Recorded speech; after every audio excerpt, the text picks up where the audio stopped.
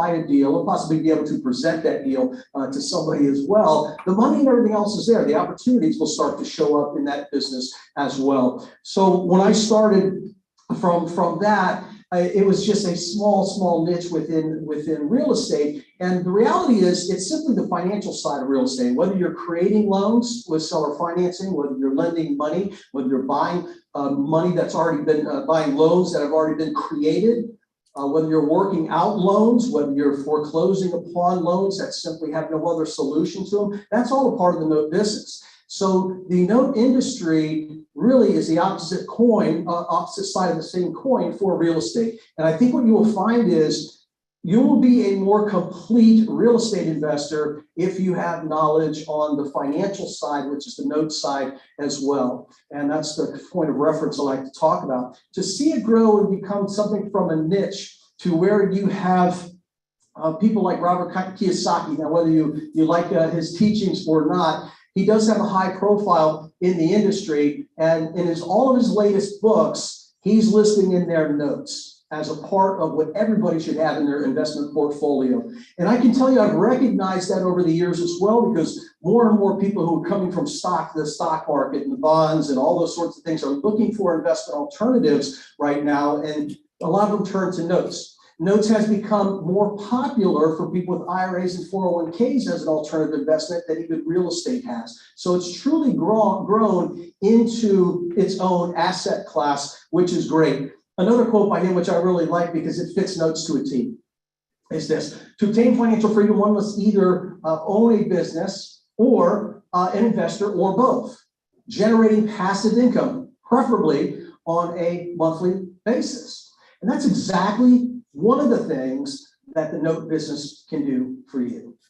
as it has for so many other people, because we are also in what they call the cash flow business. And I think what you'll find is cash flow, especially in today's economic environment, is going to be more predictable than appreciation and everything else. So it's nice when you have that cash flow without some of the responsibilities that most of you are familiar with on the landlording side of the business. So we'll get into that for you as well. So investing in performing loans can provide you, and I'm just going to do a little list here because I know we have some folks who are new to this. So passive monthly income, high return on investments, we're talking double-digit returns, low risk, because everything that we invest in is backed by something of higher value. That's the whole point. When you buy a note, you're essentially buying debt. And that debt is backed by a piece of property. It might be vacant land, might be single family home, commercial property, whatever. It doesn't matter what that is, as long as you can evaluate what is that collateral worth. Because if I don't get paid on my loan, ultimately I could end up with that collateral. And that's what protects us. That's what makes us safe. Now, obviously, how you invest and how you bid and how much and the various ratios and things like that, we'll talk about. So high returns on that, low risk, and you also have diversification. I've done a lot of real estate myself, and I totally believe in real estate where you have certain key target areas. Makes sense to me, as it does to many of you. I used to buy a lot of HUD properties. I specialize in HUD properties, and there was a reason in Florida, where I'm from, we had it was a national program and a local program combined. The national program with HUD, I found a way deep inside the HUD manual, if you will, where I could partner with a nonprofit entity, buy directly from HUD with the nonprofit entity, getting 40% off the normal price. And my bidding priority was before anybody, before investors, before even homeowners. And if you buy 10 at a time, you got another 10% off. So I said, well, that sounds good. And I targeted those areas very specifically in a 3 mile by 9 mile rectangular area in Central Florida, where they have a down payment assistance program, where people who were buying the homes for me in that area walked into a closing with a pen because they got a $20,000 grant on about $120,000 property. So setting things up like that in certain areas makes a lot of sense to me. Also, I like the systematic approach to things like that and doing things uniquely within the industry. And I've got a whopper of one for you tonight that's going to apply to the note business as well. And I've saved that kind of towards the end as it flows through here for you. But with the note business, you really start to think more like a bank, more like a lender. And the lenders go to where the opportunities are. So that's really the name of the game. We don't localize things really in the note business. We go where are the best opportunities. Where can I lower my risk? Where can I maximize my investment? Some people are afraid about, well, what if I have to take a property through foreclosure? What if they don't pay on the loan and I have to foreclose? I have no choice. Well, you can target certain states. For example, with my personal clients, I have told them for the last year, stay out of New Jersey right now. It takes 4 years to foreclose in New Jersey right now. 4 years. 2 years, 2.5 years in New York. So I said, watch those areas. Now, there are something called the silent foreclosure position, but that's a little bit more above and beyond what we have here today. But there's other states such as Georgia. Georgia takes about 90 days to foreclose and costs maybe $800. So there are reasons why geographically you would look for things and be able to diversify within the categories. But what you'll find is, as it's been since 2008, the best markets are going to be in the Midwest and the Southeast. That's where the bulk of the note business takes place. And there's reasons for that, probably too many for me to go into right now. We do have more liquidity in this industry as well. If you buy a performing note and something happens financially in your life and you go, I need cash. The cash flow is good, but I got cash out for emergency or for whatever reason it is, you can turn around and put that note on the market. And if you have the note properly, you have all the paperwork and everything else, you'll be able to sell that note very quickly. Okay, without having to suffer through a big discount if things are done correctly. So we do have the ability, by the way, to sell notes in their entirety or just a portion of that income stream. We have all of this on the performing side of notes without property management, without property maintenance, and of course, without the ownership liability as well, because we don't own the property. We own the debt on the property. Okay, so if you have a loan on your house, and something happens, somebody slips and falls or something like that on your house, you have liability insurance. You're the owner, you have the liability. Your bank doesn't, right? You don't call Bank of America and say, hey, the roof is leaking, send somebody over, because they're not your landlord. So we own the debt on the property, not the property itself. However, the property is our collateral if we're not paid on the debt portion. On non-performing notes offer different opportunities.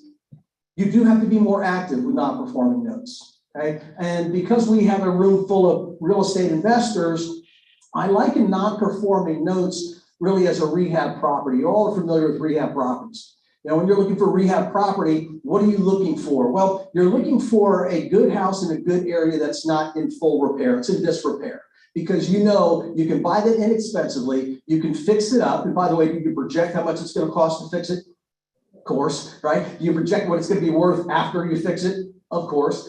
We can do the same thing in the note business. We can buy a note that is non-performing, meaning people aren't making payments, and it might be 6 months, it might be 12 months, it might be 24 months or more. There was a period of time we were buying notes where people hadn't made a payment in 5 years. Okay? Not so much anymore, but after the last real estate crash, we certainly did that, but we bought them at a substantial discount.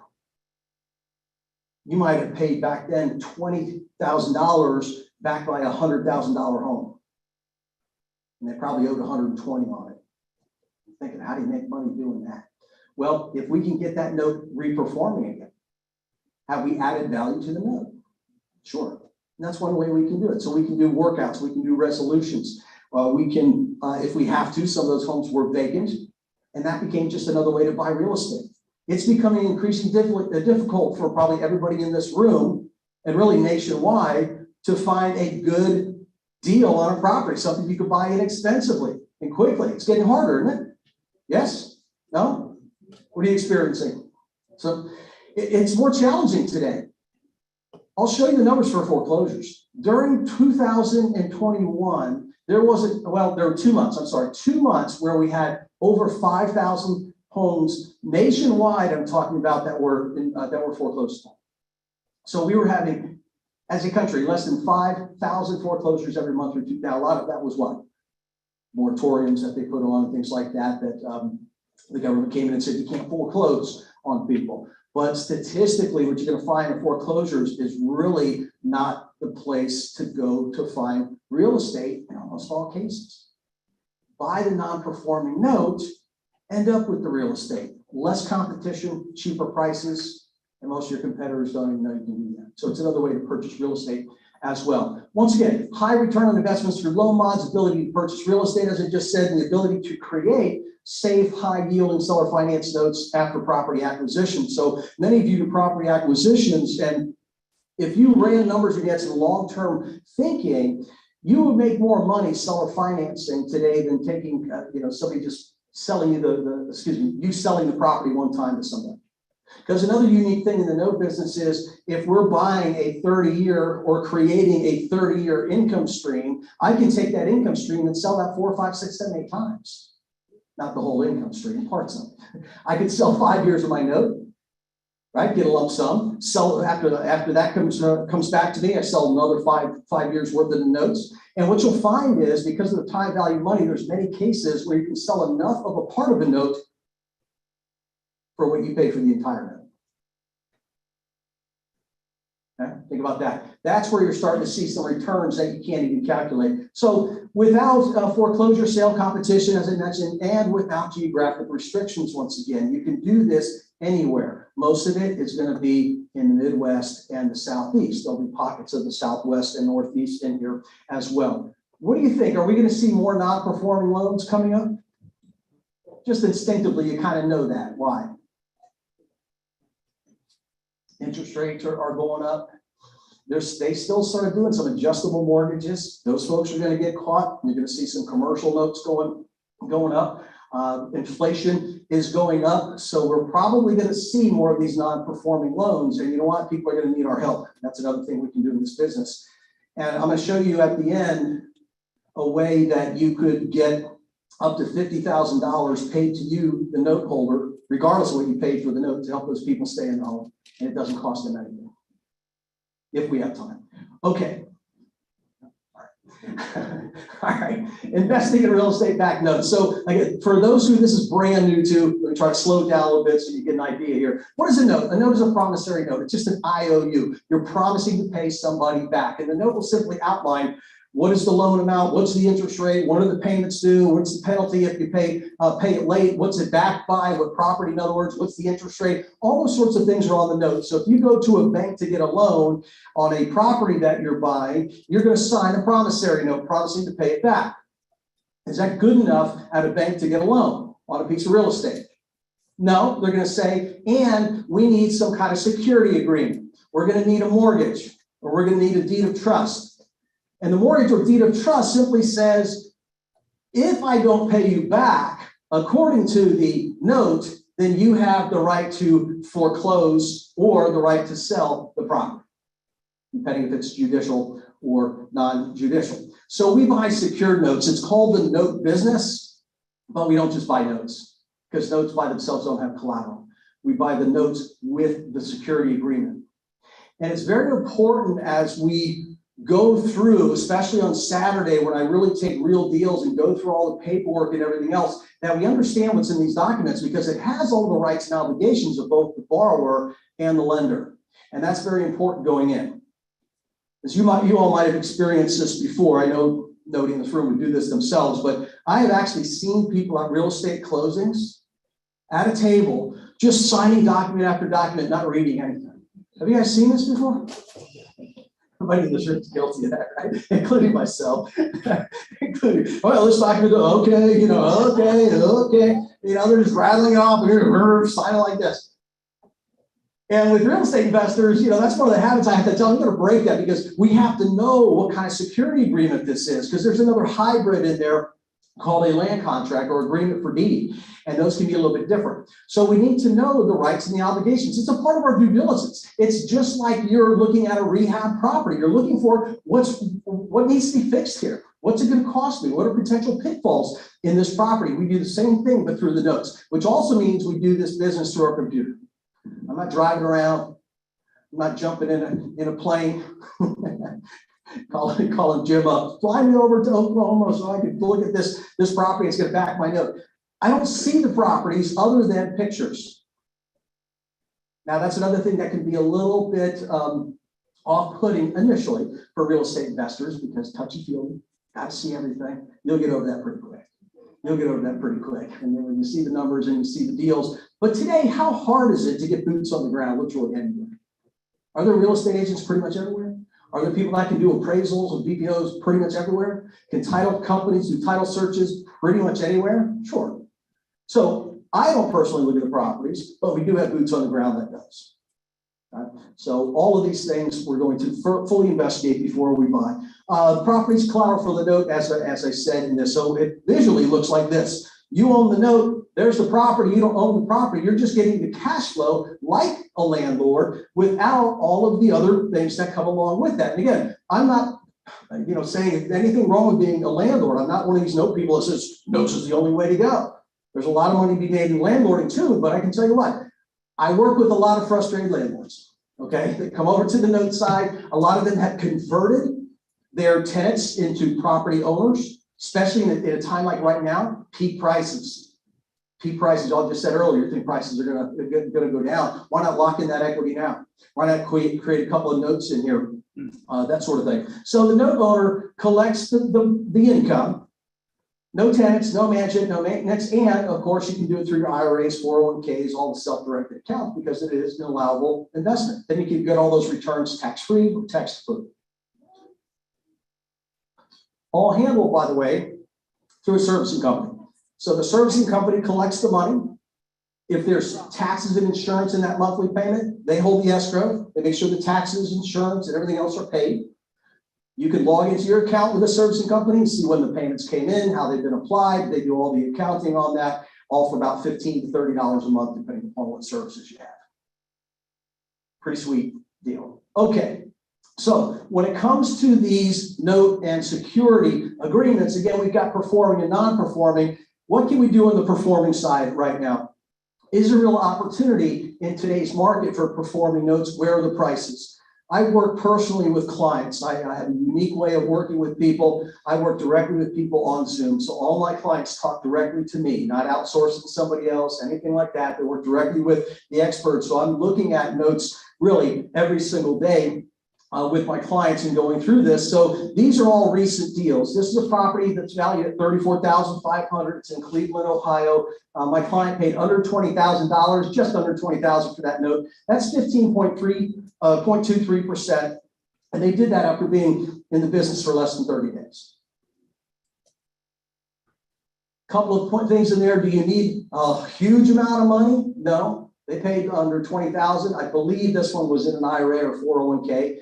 Do you need a whole lot of experience to find those? No, not if you have the right person showing you where this is and walking you through the deals. Okay, they went in with a lot of confidence in these things, going through the paperwork, evaluating what the collateral is, which was $34,500. Is that a pretty safe investment, by the way?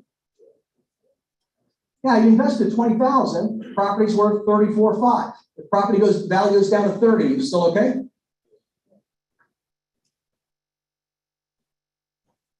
Another weird thing in the note business, your risk goes down every month, typically.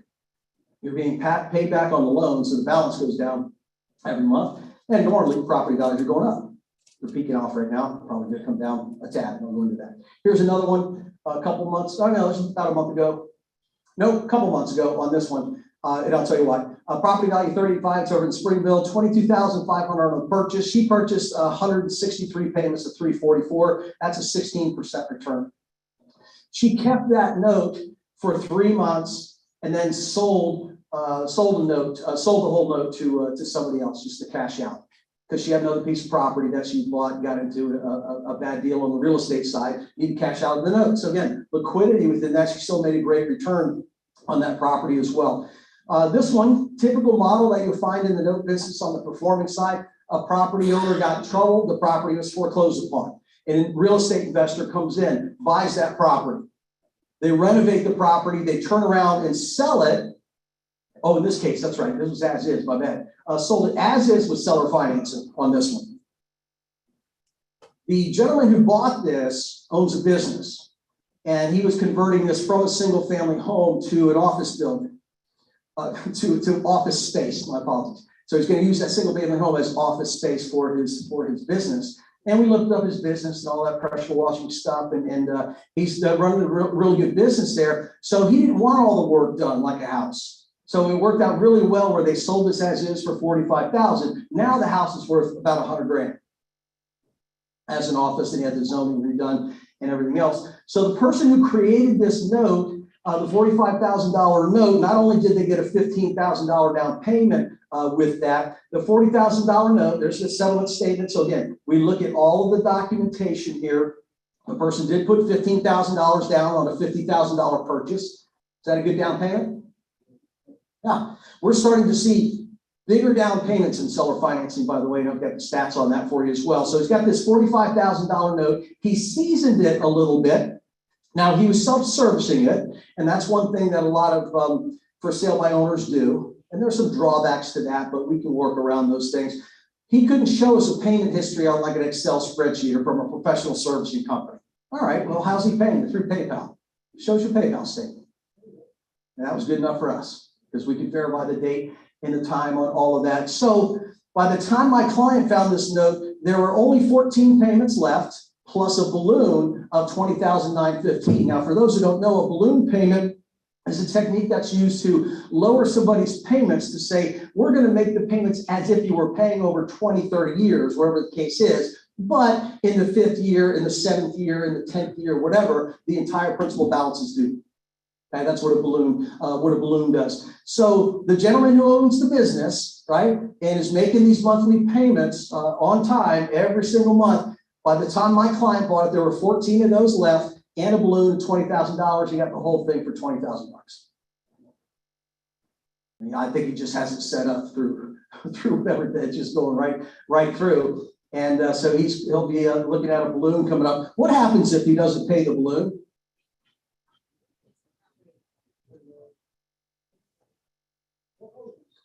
Yeah, sure. Could we push it back? You know, we can push the balloon back, just continue to collect the monthly payments.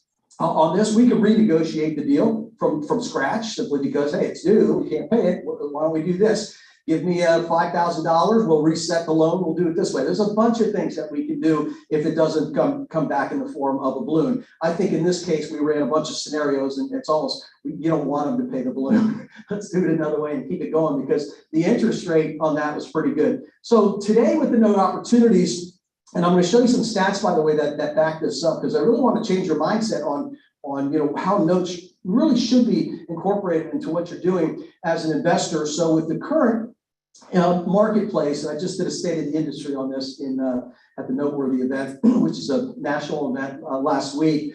The note opportunities that I have available today, and not limited, I'm going to do a whole list here. Don't write it down or anything like that. I'm not going to be able to cover all of these, obviously, today, but I will cover most, if not all of these on Saturday. Note arbitrage. Note arbitrage is that same technique that really focuses, once again, on ability to find a deal and put it together with somebody else. One of the companies that I invited to the national event last weekend was First National Acceptance Corporation. First National Acceptance Corporation is backed by a bank. They've been buying real estate notes for 40 years. They buy, they hold, they don't sell. They've got $4 billion in their portfolio now, not 4 billion notes, but $4 billion worth of notes. They still buy about $9 million of notes per month. Half of their business is dependent upon people just like you finding a deal, bringing it to them, and creating what's called a spread. That's all you have to do. Find the deal, bring it to them. Let's say you find a deal and you bring it to FNAC and they say, we'll pay $50,000 for it. You go back to your seller and you say they'll pay $45,000 for it. You already know FNAC is paying $50,000. They're accepting $45,000. There's a $5,000 spread that you just made in there. Not a bad way to make a few bucks, learn the business as you go through on that. And there's other buyers, but I'm just pointing that out. You're just utilizing that. You guys have seen that wholesaling of real estate, right? You have Bird Dog Network, right? They go out, they find a deal, they get in front of you and a bunch of other people, and you pay a little bit more, and they make the fee. Everybody's familiar. That's the same thing in the note business. Turnkey notes. We've got a lot of turnkey notes that passive investors really, really like, and for good reason. Turnkey notes, by my definition at least, is they've got at least 2 years of seasoning. Seasoning is a payment history. So a 2-year track record of making payments. I want to see at least 30% equity in that property. And if they have that, and I'm assuming the paperwork is done correctly and everything else, that is a turnkey note. by definition. It's plug and play. You buy it this month, you start getting payment. You close on it this month, you start getting payments next month. And statistically, when you look at a 2-year payment pattern, they're going to continue to pay on that, and it's safe. We have a lot of those in the marketplace now from the last crash, where people bought non-performing notes, they got them reworking, and they've been reworking for years. We're talking 7, 8, 9, 10 years of payment history. Property values have been going up. They owe $30,000 on a $100,000 house now. You're buying that note, you're making 10, 11, 12% interest. Hard to lose on that one. You'd almost have to try to lose on that one, right? So those are available. Buying partials, okay? As I said, these represent long-term income streams. I don't have to buy the whole 30 years of payments from somebody. I could just buy the next 70 months, the next 35, the next time, which also means you can sell those as well. Popular way to do it. By the way, done correctly, buying part of the note, you're in a lower risk position versus what the collateral is worth. You're in a senior position, meaning you get paid first, and your yields are actually higher. Hello? I just had a big meal. It's a little. All right. Lease purchase notes. This is another thing that real estate investors like to do. You know, rents are up right now. We can lease it. We can when we do these, we purposely do it on the 13th month. They can exercise their option to buy the property with or without financing. We give them that option as well. Most of them take the financing option. That puts us, by the way, into a lower tax, long-term capital gains after 12 months. So you lower your taxes. You collected the nice high rent. You collected the lease option money on there, and then you convert it to a note after that. Works beautifully. Notes in bankruptcy. A lot of real estate investors, when they see notes in bankruptcy, they run the other way. Notes in bankruptcy, we gravitate towards. When you buy, for example, a Chapter 13 note, it's gone through the Chapter 13 process, there's 2 payments instead of 1.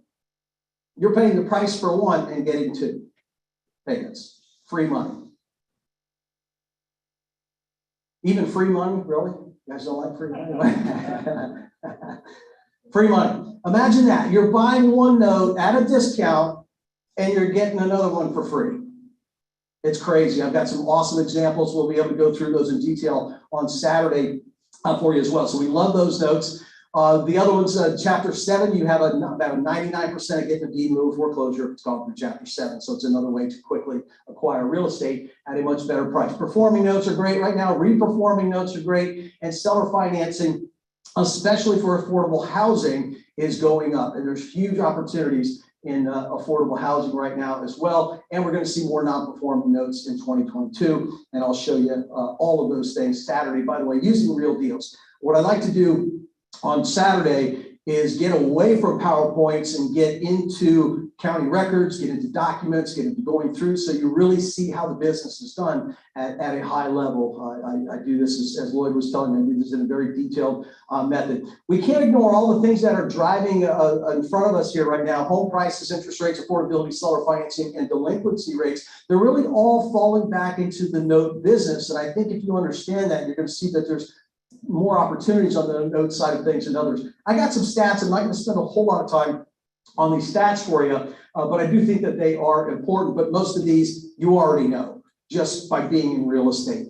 Our housing price index, which is done by Black Knight Financial Services out of Jacksonville, Florida. It's one of the publications, by the way. It's called a monthly monitor.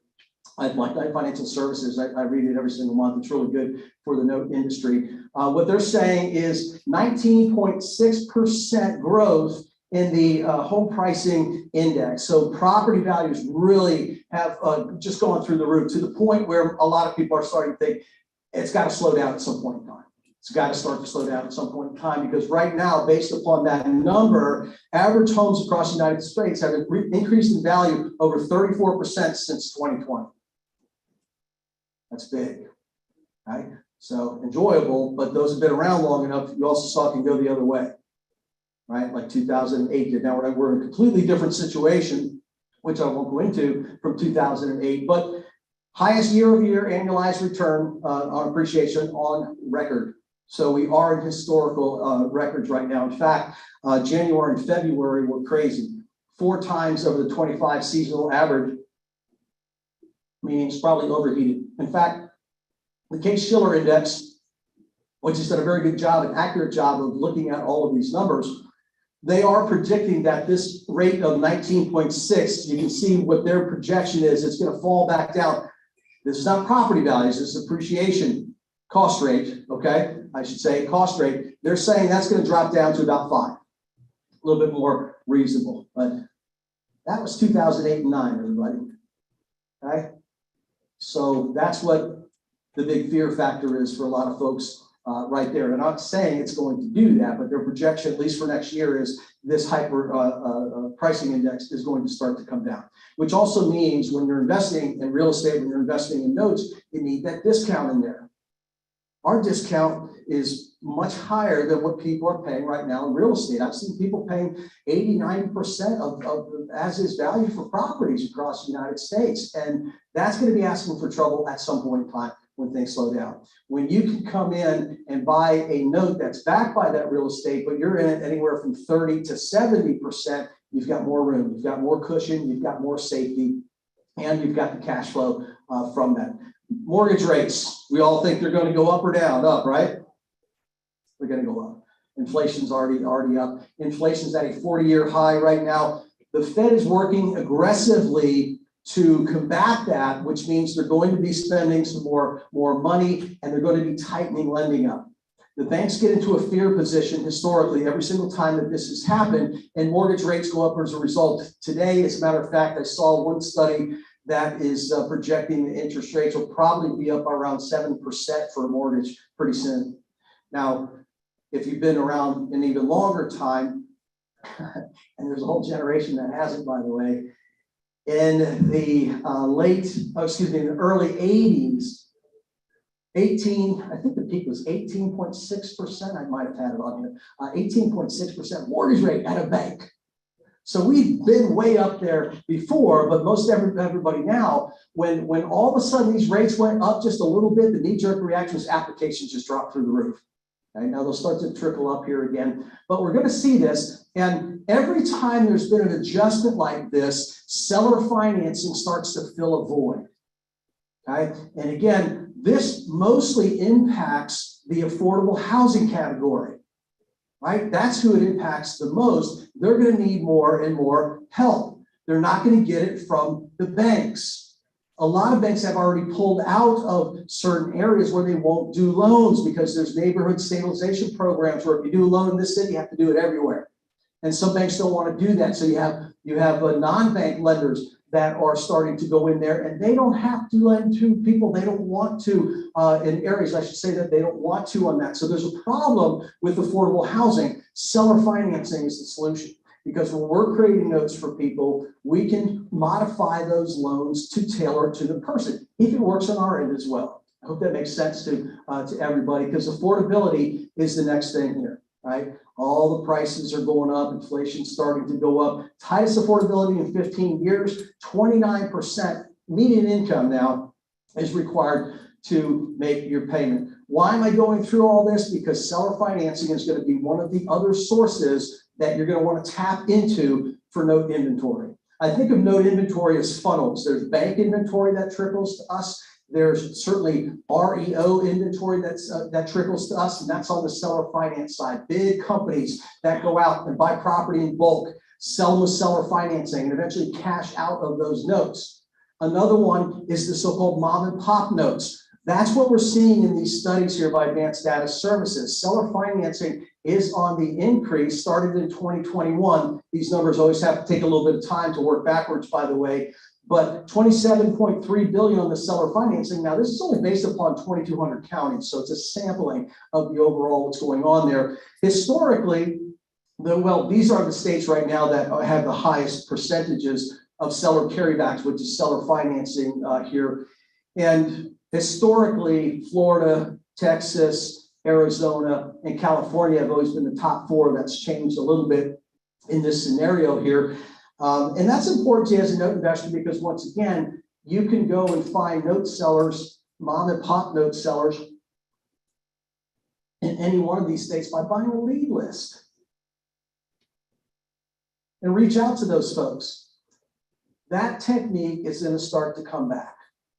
Okay? Buying a lead list, reaching out, see if people want to sell their notes, because what they found in these studies was that there was more notes created by a single note originator versus somebody who's done it before. And they look at that number because they go, well, if somebody's done this before, they probably do it on a regular basis. So why are we seeing an increase in numbers? But it's people, because now you've got people who are trying to sell their home. They may not have wanted to do a seller finance note, but they needed to sell the property, to sell at a good price on a premium. And then something happens, they want to cash out of that note. You can provide them that money with your own capital, or once again, arbitrage. Okay? All right. More money down we've seen an increase in the average size of seller finance loans. Those have grown as well.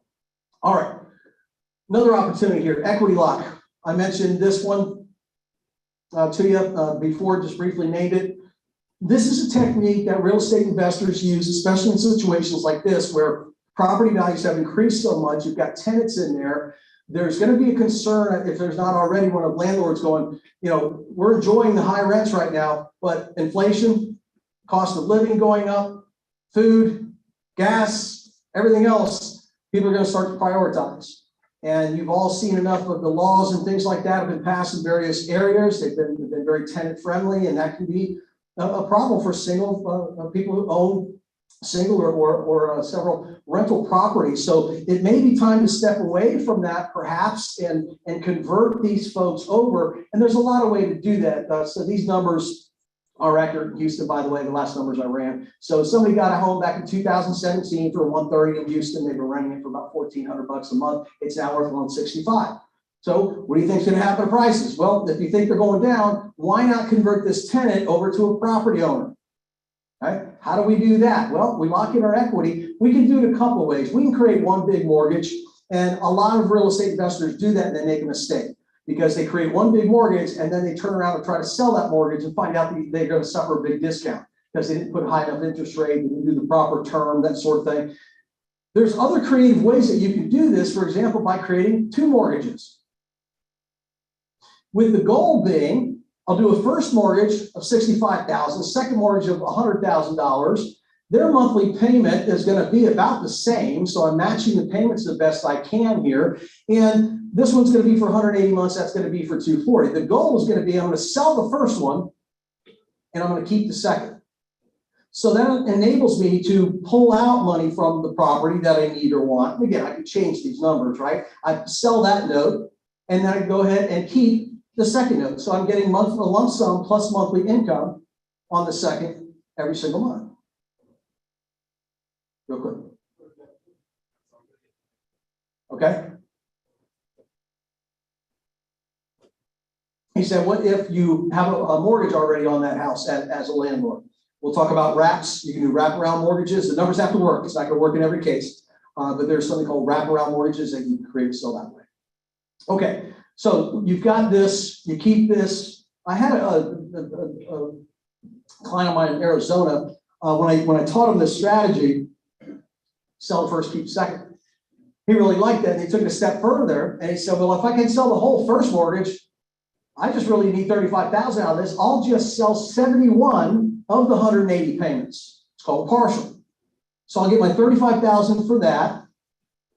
And after this investor gets their 71st payment, the payments come back to me down the road. Or there's an early payoff. Everybody gets a prorated share there. So he got the $35,000. He's keeping 109 payments. That's the difference here on that. If he gets paid out on that, you can see the number there. And then, of course, he's keeping the second on this as well.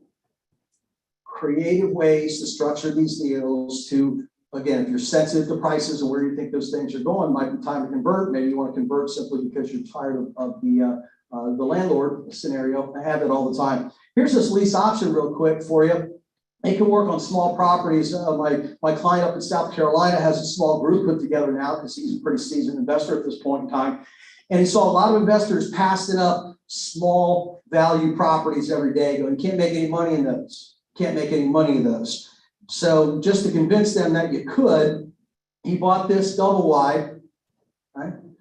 By the way, double wides and mobile manufactured homes, all those sorts of things, the largest creator and purchaser of manufactured home and mobile homes in the United States is Warren Buffett's company. Big money in it. He bought Clayton Homes, he bought 21st Century Mortgage, and he's making big money in that. So there is money in this space. Bought this with his IRA, $27,000, including all the rehab. Right, so he bought it. I didn't break the numbers down. He's all in at $27,000. Now he's I lost my joke there. I was going to say, now what he does is turn around and sell this, right? So he bought it cheap, fixed it up, sold it, and I was going to tell you that he's got a really creative marketing mind, and you guys might not be able to do it. This is how he markets. Right? He does very simple, simple marketing. No bank financing needed, $5,000 down, for sale by owner. That's exactly his sign. So I can go out there and take a picture.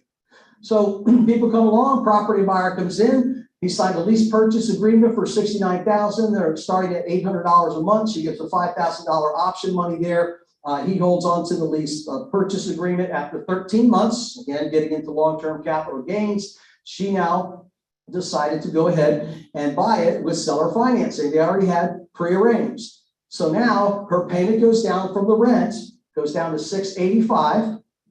Okay, that's principal and interest. So she still has taxes and insurance in there, but now she gets all the tax benefits and appreciation and everything else. And he had the price there. So the note's going to be $64,900, 180 payments, 9%.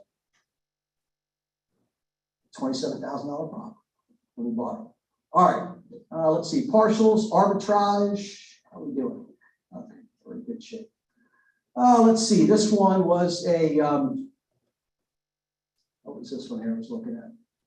Oh, yeah, note arbitrage and partials. I think we talked about those enough for you for this one. I'll spend more time on Saturday. What I'm showing here is a screenshot. So this was a note that somebody found. And there's a couple of ways you can go on these type of notes. This is a mom and pop note, 29.9, 9.5, and to the 129. He was able to negotiate a price of $23,000 for this note. And just to show you how these numbers work on a financial calculator, you don't think I'm making them up.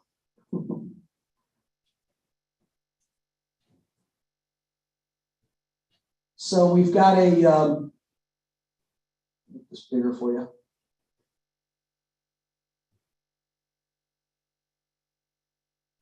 These financial calculators are pretty easy to use once you understand them here. So 29.9 is the note.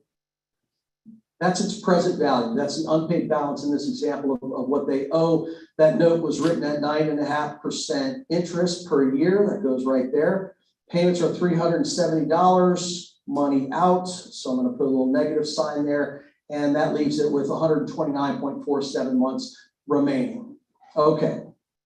So my client then comes in and negotiates to buy this note for $23,000. At $23,000, he's still getting $370 per month, and he's still getting it for 129 months. But because he's paying less than the present value, what happens to his yield?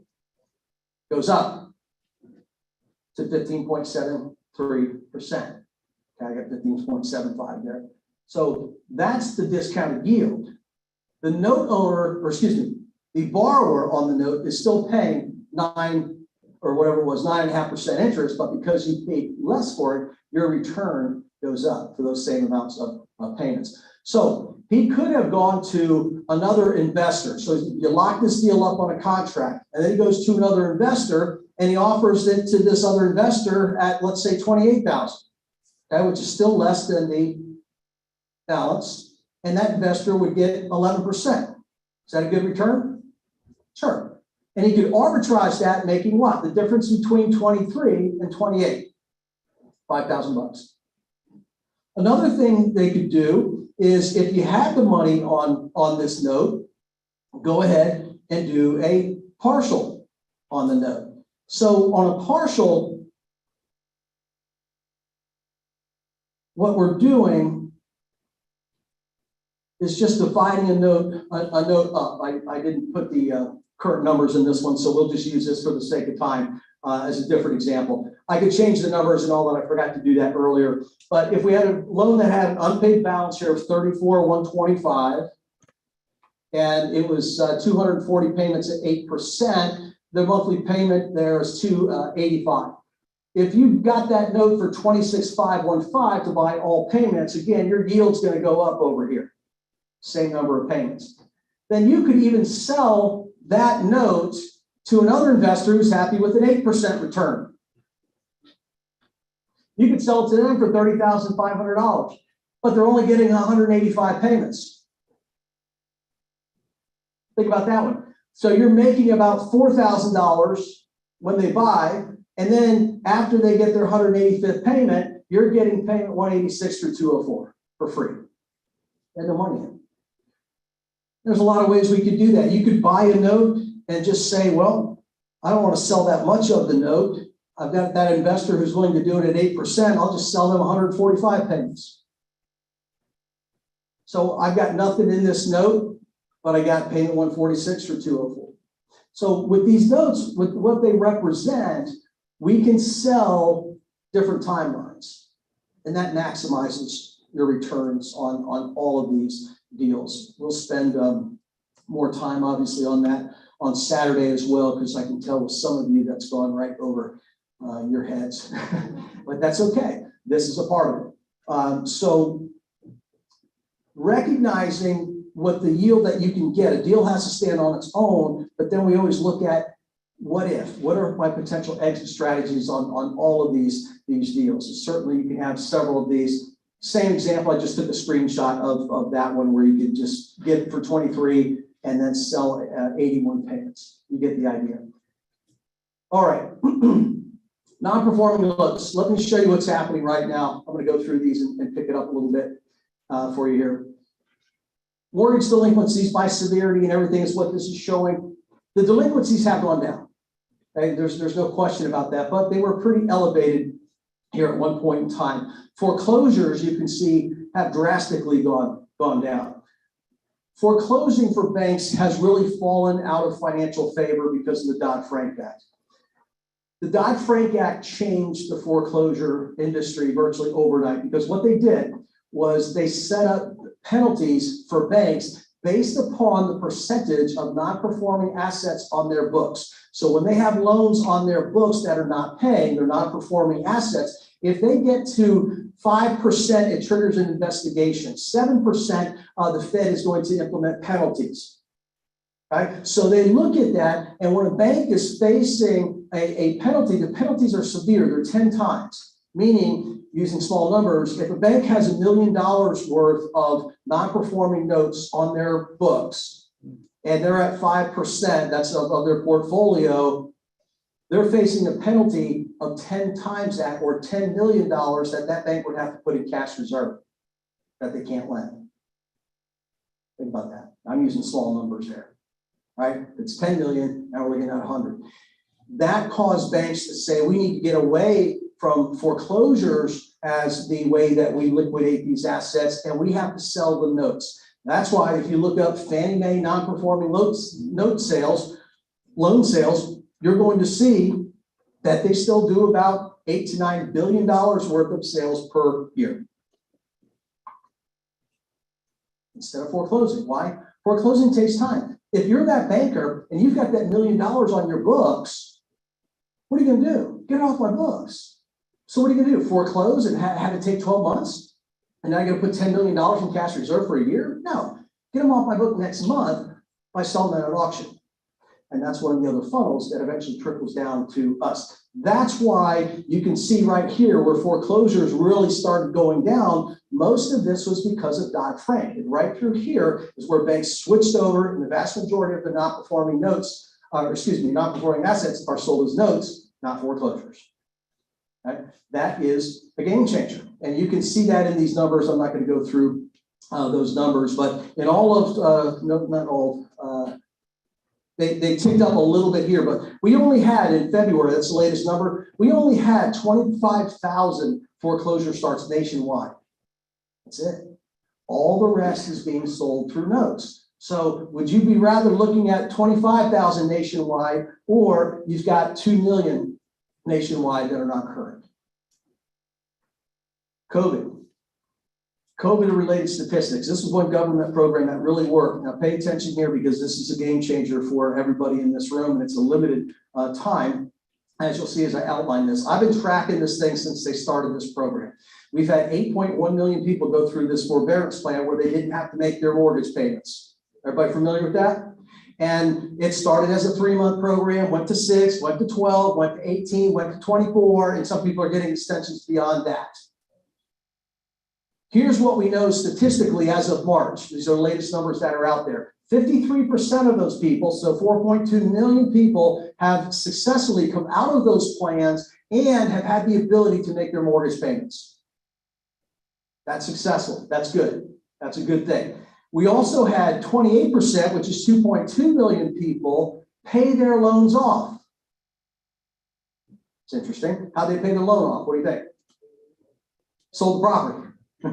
Sold the property. Property value is up. We're in trouble. Sell it. We moved. We downsize. We move. We rent. Whatever we did. So collectively, I mean, you've got 28% there, 53% there. So the vast majority of people came out of this program successfully. The ones who are going to need help are the ones in active loss mitigation, the ones in delinquencies here, the one in active foreclosures. Those are the ones that are going to need help. Some will get bank help here. These won't. And then you've got the people whose term either got extended or they're under their current plan. So the unknown is how many of those people are going to have the ability to pay their loans or not when their plan expires. The estimates right now are about 2 million people in play for that. Now that's important to you because in addition to that, the government came up with this program called the Homeowner Assistance Fund. I took a screenshot of this website from the Secretary of State. You're only the 4th group I've ever told this to, by the way. Nobody else is teaching. They don't know about it. What this did under the Patriot Act is it distributed 9.96, let's call it $10 billion. Every state in the United States got some of that money. Okay? So 10 billion out there. The goal of this program is to help people stay in their homes. Now, if you're behind on a mortgage payment, you haven't made a payment in 2 years, you have built up an arrearage account. That's all the payments you've missed, plus taxes and penalties, or penalties and interest, I should say, on top of that. How would you stop a foreclosure if you were in that situation? If you're the borrower? Pay it, right? Pay it, but you don't have the money. They'll pay the money on your behalf, not to you. They're not going to send it to the borrower saying, hey, don't forget to send that $25,000 to your lender. Okay? They send it right to the note holder to catch you up. They might look at your paperwork and say, we're going to catch you up, but we also see that financially you're not quite back on track yet to be able to afford these payments. So we're going to pay your mortgage payment for you for the next 12 months directly to the note holder. Or we don't think that you're going to be able to ever catch up on these payments. Maybe now somebody's on disability, they're on a limited income, a fixed income, Social Security, or what have you. And maybe they're in a state that pays up to $50,000 and they only need $40,000 to pay the loan off. We'll pay off the whole loan for you. You might pay 20 grand for the loan. Hello? All right, let me show you more. So the 10 billion has been allocated. And here's an example to put some pictures to it. You got a property worth 60 grand. They owe 200 payments. The unpaid balance is $33,000. Very typical scenario in the Midwest. They owe taxes, property taxes, and they have unpaid payments totaling $25,000. Everybody got the scenario? Hello? Okay. You buy the non-performing loan for 20 grand. I'm using numbers that are very consistent with the Midwest here. So you buy this because it's non-performing. $33,000 is the unpaid balance. You're paying $24,000 for it, but it's backed by a $60,000 property. Are you safe? Okay, we got safety in there. We do have a problem. We've identified that problem, and smart investors identify problems and provide what? solutions. So our solution is, let's contact these folks either directly through us or our servicing company, third party, and let's have them apply for this program. So this is, I took a screenshot. What's this one, Alabama or something? Yeah, Alabama. They apply for assistance 90 days later. Okay, so every state, by the way, has a website, has a phone number, has the documentation that they need to fill out. Every state has that right now. In fact, this program's so new, everybody. 3 weeks ago, there was only 5 states who had their program approved by the Treasury Department. Now it's completely flipped around. I think there's only 5 states left that aren't approved. So most every state now is approved for this program. They apply right online, required documents. If they can't get access online, there's a phone number that these folks can call. So they applied. 90 days later, the state pays the $2,000 in property taxes. Now, as a note investor, is that important to us? Why? Yeah, that's one reason, right? Because it's less money out of our pocket. The other thing, we always have to be sensitive to property taxes because they're the most senior of all liens in the U.S. Every state in the United States puts them in the front of the line, which means if we don't pay attention to that, potentially we could be wiped out of our investment if it's foreclosed for non-payment of property taxes. So it's important. So if the state didn't pay, you're right, we would pay that to prevent it from going into a sale. Now we can add that to the loan, et cetera, but that's beyond the point here. So not only are they going to pay the taxes on that, they're going to pay you $25,000, and the state's going to pay you the next 12 months of payments. Now you bought the note for 20 grand, irrelevant. What do they owe? They owe $25,000. That's underneath the state maximum here. So the state's going to pay us $25,000. You've owned this note for 90 days. Are you with me? What's your return now? You got nothing in it. Pay $20,000. You got $25,000 back. Plus, the state's paying you the next 12 months worth of payments. And guess what? You still are owed 200 payments after that. Hello? Yeah. Oh, sorry. They owe 200, my bad. 188 payments, sorry. Because the state paid 12.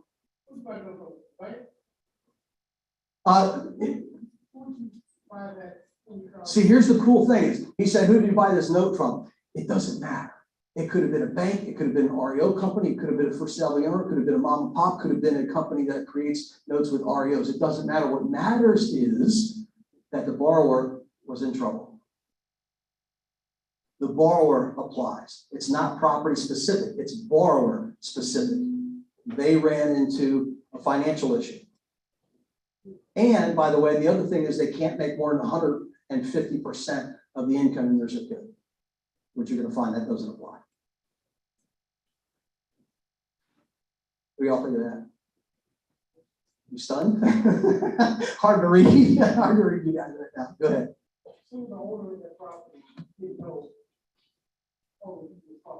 Right. We still would have got paid if they did it on their own. Okay? But what he said was, I'm repeating for the people at home that can't hear the questions.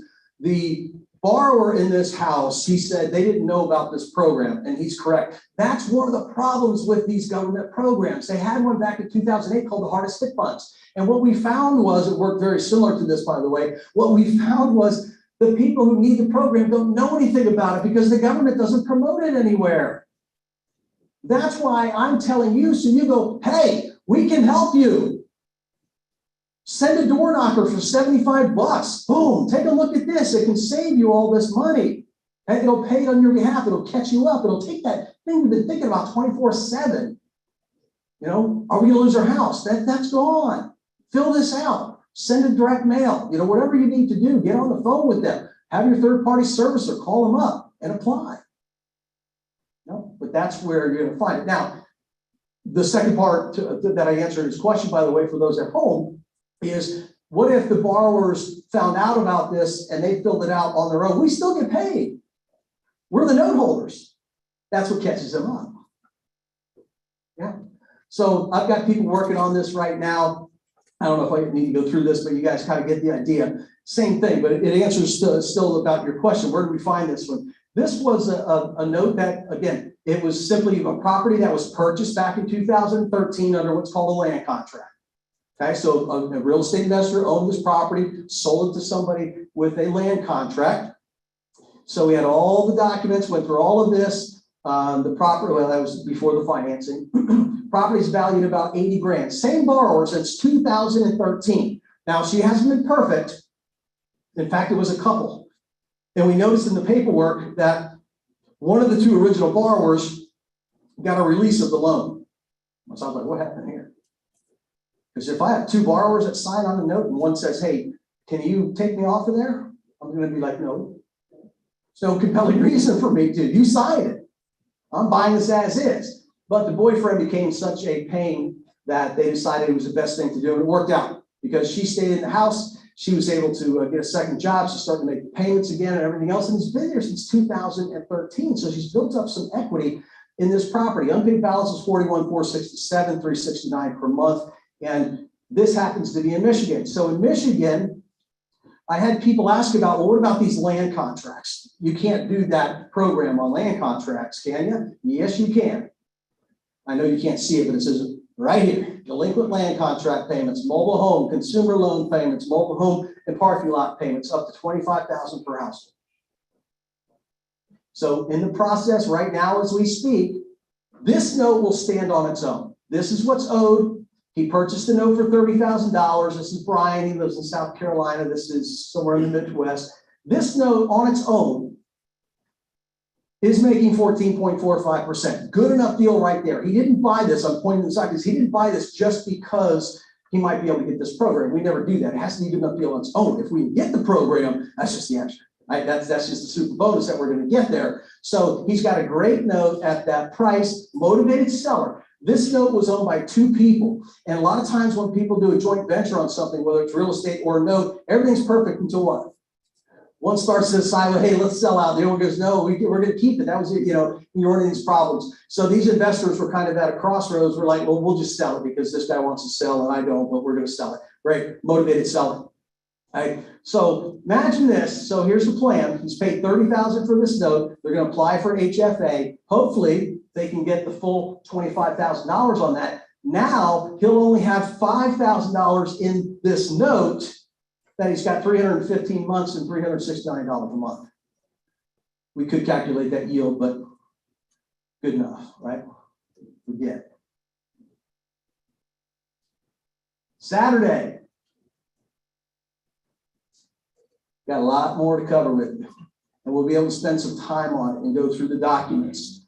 I'm going to take real deals, show you where we found them, what we looked at, what some of the problems were, what you can do, how we can partial out them, how do we run the numbers.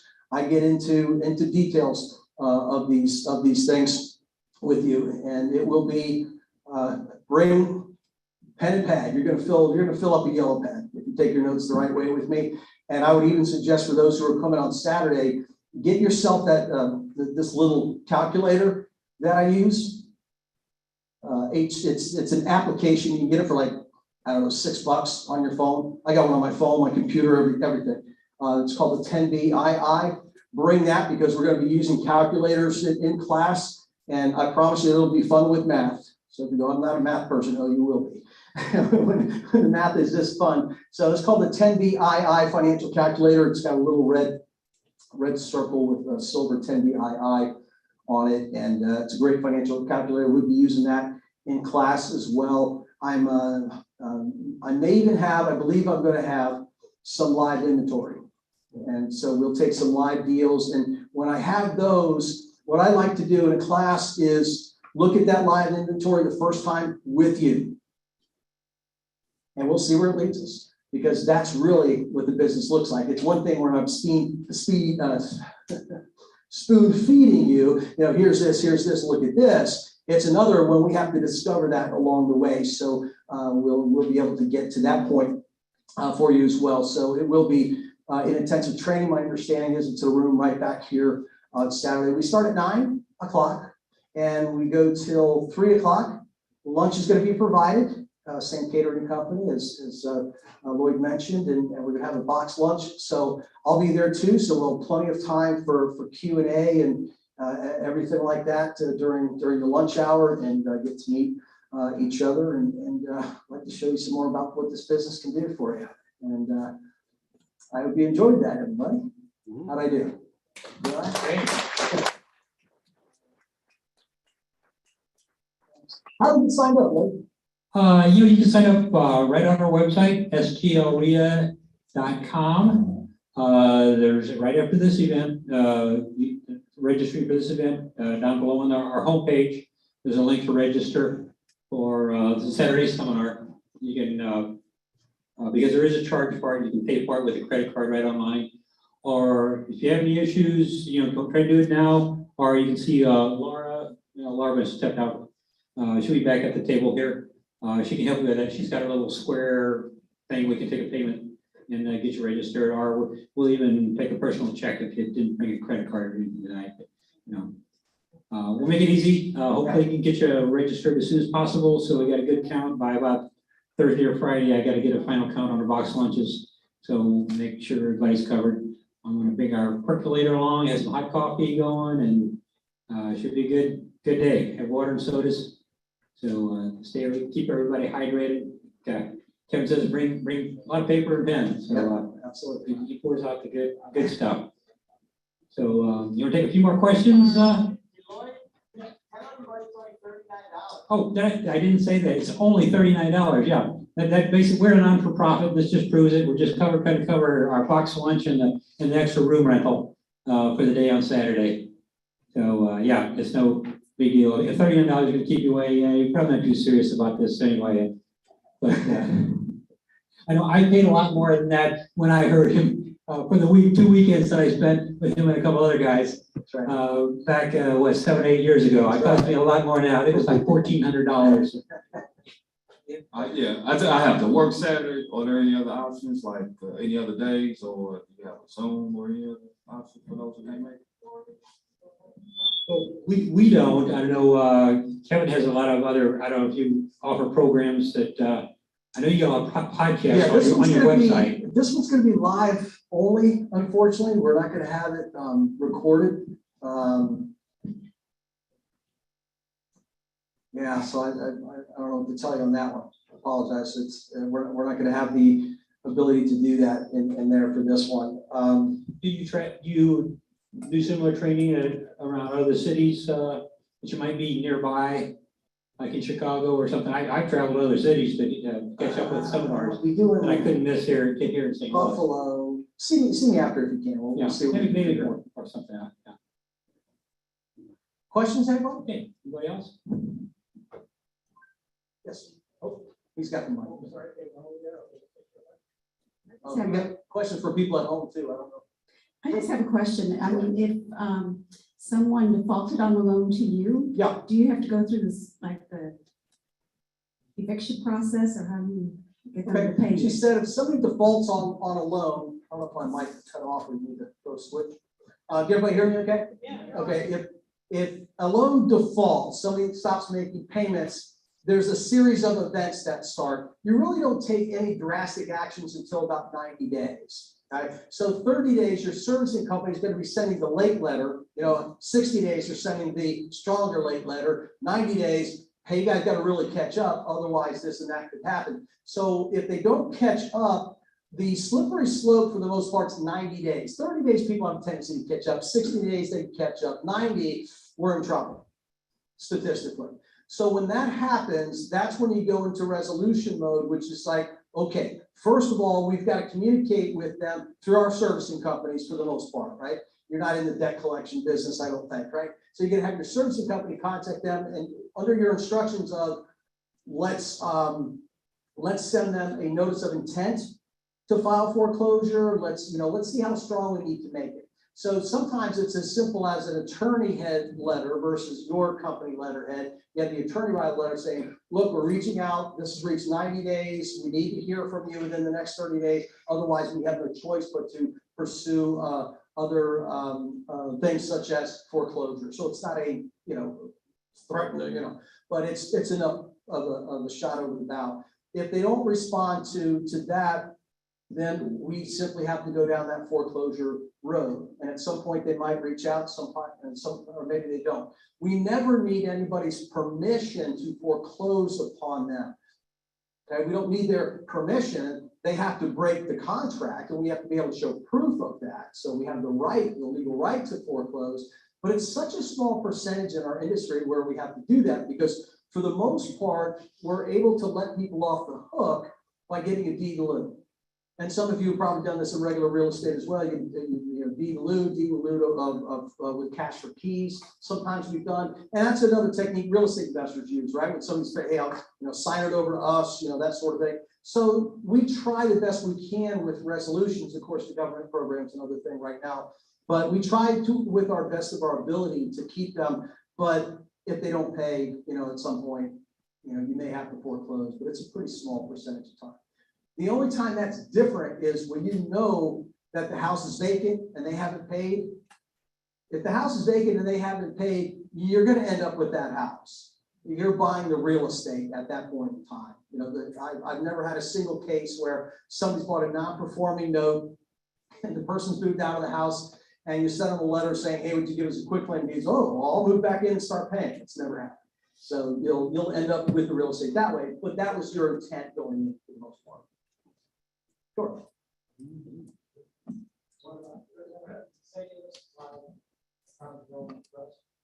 Does any of this apply to property held in trust? What context do you mean on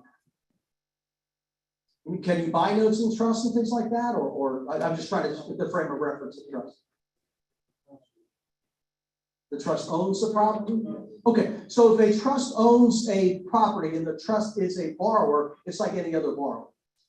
All same things apply because there's somebody in charge of that trust and there's a beneficiary of that trust. So it would be the same thing.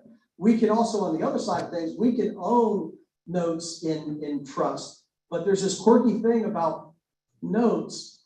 The note is actually considered personal property, not real property. That's why you can't go to the courthouse and look up a note. You can look up a security agreement. You can see mortgages, right? You can see deeds of trust, but you're not going to see a note on there. Because notes are considered personal property, not real property, so it's not a part of real property records. So a lot of times when you buy notes, you get a personal property trust that owns the note, and you can do it that way. And that gives you the anonymity and all the other benefits of trust. It's a great way to buy.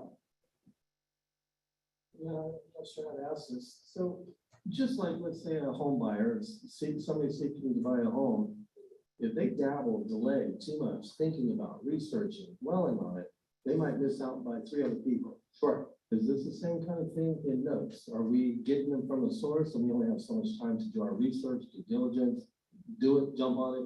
Or what kind of time frame are you looking at in availability and competition? Sure. So his question is, again, repeating for the folks at home, his question is, what about the due diligence that we have here? Because his experience has been, rightfully so, in real estate sometimes, if you've got somebody new who's going to take, 10 days to do due diligence, they want everything to be, just down to the dotting all the I's and crossing all the T's, they'll probably lose that deal in a competitive market, right? So is it the same way with notes? And the answer is yes and no. Not the perfect answer you're looking for. The answer is yes and no, because certainly there will be times that you're looking at assets that somebody else might be looking at. And if they get to it quicker than you, they get to it quicker than you. So that could happen because there's public platforms. You can go to a public trading platform, register on there and look at assets, but you're not the only one looking at those assets. So that can happen. That aspect never really bothers me too much because there's always more inventory. We have plenty of inventory for you to look at, and you're just a couple keystrokes away. It's not like you've spent time driving out to the property and that sort of thing. You'll get your due diligence down. I think my clients now that have trained under me, and I go through my process, I do 2 layers of due diligence to expedite the process. And when you do it that way, you'll eventually get down to about 10, 15 minutes to see if it's a deal that you're ready to put an offer on. It can happen real quick like that. The other times you'll run into a scenario of competition is there are some bigger companies that sell notes on a bidding system, a blind bid. So you submit a bid. Some of them you submit the bid, and if it's good enough, you'll win that day. Other times they have a bid deadline where they look at all the bids that particular day. So how much time you invest in those is quite different than if you're looking at something else. But we, for the most part in our industry, can move quick and make an offer on something, but we're also going to make that offer subject to an acceptable BPO title report and further due diligence. So that's the key that gets us to enable, like, boom, let me get this deal, let me get it locked up, subject to those other expectations. And that's very common in our industry. I hope that answered the question. What type of tax liability would you be responsible for? Well, like everything else, you pay income taxes on income, you pay capital gains on capital gains taxes. So it's no different. In fact, a lot of people prefer when they sell a property to take monthly payments because then they only pay the taxes on the income as it comes in versus a huge lump sum. That's another reason you're seeing those high prices. Yes, over here. Right here. Other side. All right, so when you own a property outright, you do seller financings or subject to, is that equal to a note being that you created a debt for the tenant / borrower, or is that different? Okay, if you own a home free and clear and you sell that to somebody, are you creating a note?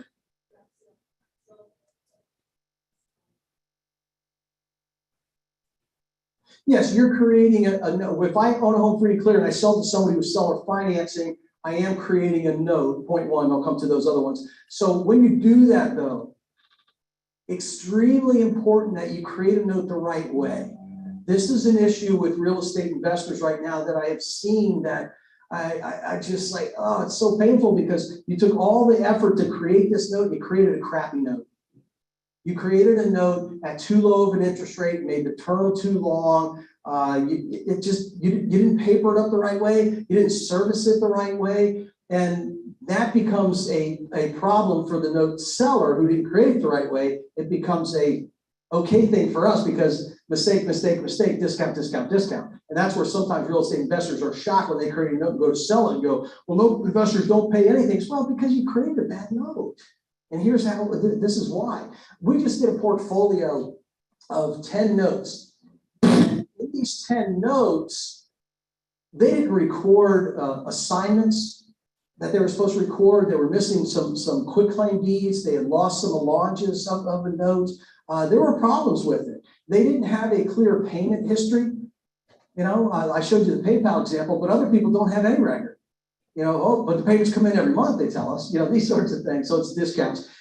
The other parts, like doing lease options and things like that, when you create a lease option, you're not creating a note yet. If you have a deadline for that, like I was showing you, then you create the note. It's a lease during that period of time. But yes, notes include wraps and subject tos and all those things as well.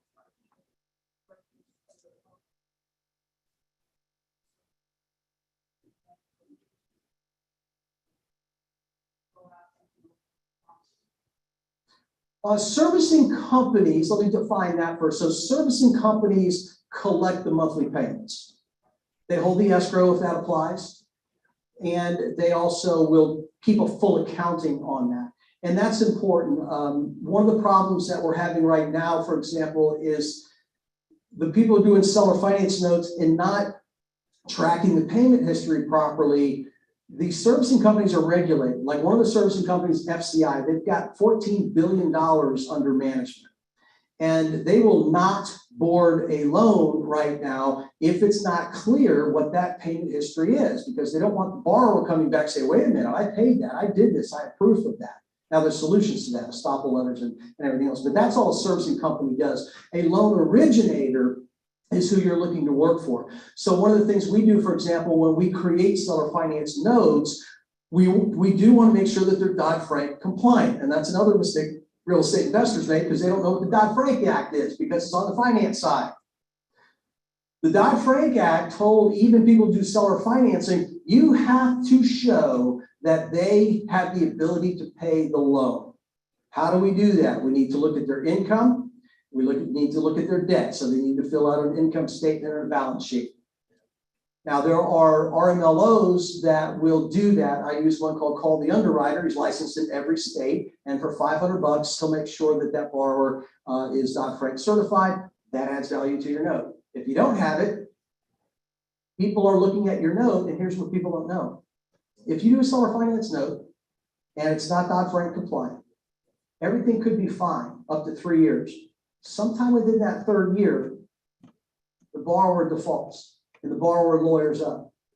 And the borrower's lawyer says, well, wait a minute, did they look at your income? Did they go through the Dodd-Frank Act on this one? No, I never gave them anything. I just gave them a down payment. They created the note. Aha, they didn't prove you could afford it. Therefore, we're going to sue them for that. And they'll have to pay you back every single penny you paid them up to 3 years. Kind of important. That was worth $40 right there, right? That's worth way more than that.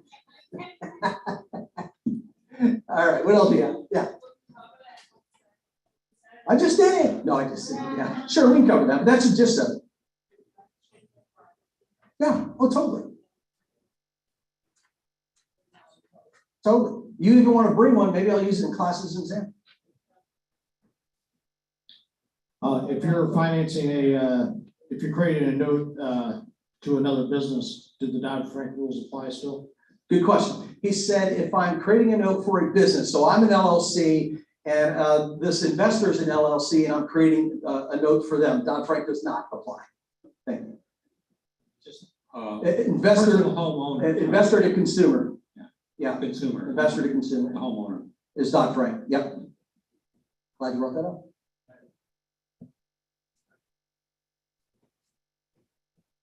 The last seller financing deal that I dealt with, the title company did all the paperwork after we agreed on that. Great. Is that not standard procedure? You could do it that way. You could do it through a loan officer. You could do it through a title company. Not all title companies offer that service. You can do it through a real estate attorney as well. But again, not all real estate attorneys offer that service. You're suggesting, I mean, your program is taking it out of their hands and doing it a different way. Is that what you're proposing? No, I'm proposing that you do it the way that you feel is the best. What I can give you are the options of you can pay $500, have this guy do it, you draw up the paperwork. The paperwork's all template today. I mean, let's face it, all the other documentation, you can do it yourself. If you prefer to outsource that because of time and you just don't want to deal with it, you want to make sure it's done the right way, then I would say, yeah, use a local title company or use a real estate attorney. Sure. Yeah, I bet there's real estate investors, you don't like to write your own contracts, but a lot of real estate investors do. They'll write a contract and put in the car, right? So. Yes, in the back.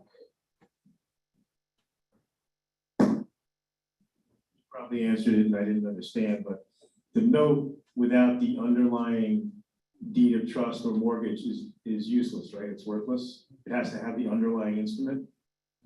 How do you make sure that when you are dealing with?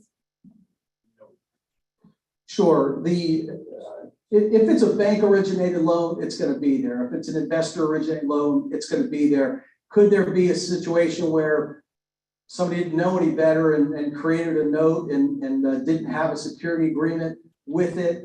I suppose I've never really seen that before. And I've bought notes that were written on spiral notebook paper, but there's always a security agreement with it. So we'll verify that. That's part of what we do in our due diligence. And that's the part that is recorded. Does a title company do that, or who does the due diligence? Is it the same thing?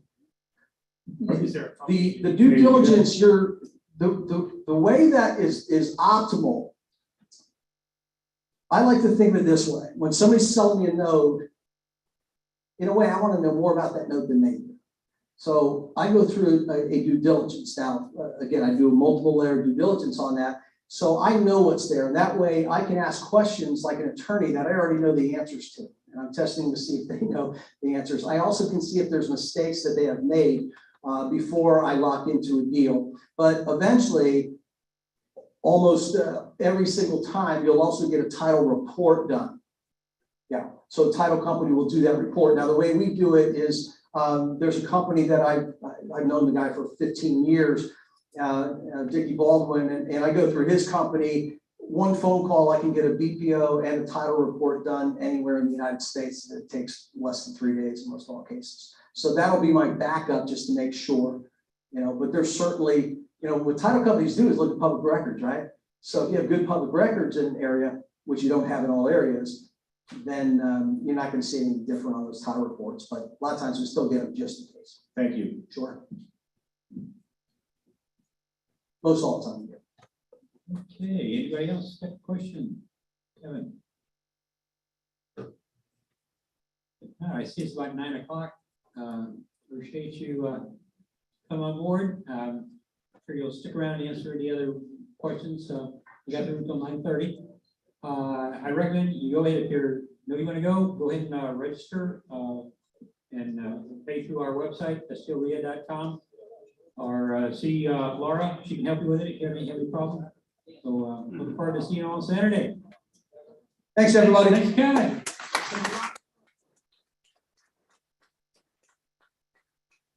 You want to read first too? It's just down the hall, the Gateway 500 deal.